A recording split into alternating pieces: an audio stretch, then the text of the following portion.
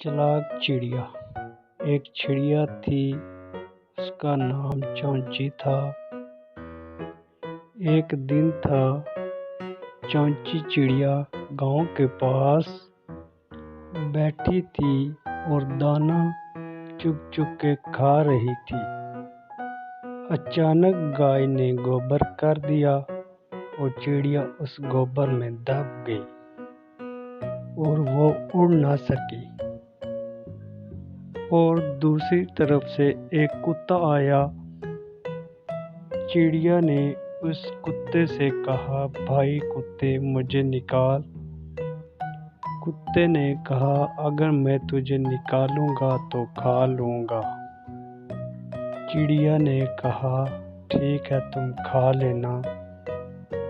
कुत्ते ने चिड़िया को गोबर से बाहर निकाला और खाने लगा।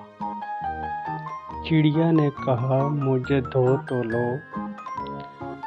कुत्ता चिड़िया को नल पे ले गया और धो के खाने लगा। चिड़िया ने कहा, मुझे सुखा तो लो।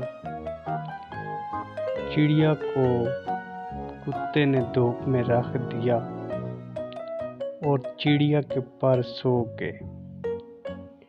चालाक चिड़िया फुर से उड़ गई और कुत्ता मुंह देखता रह गया।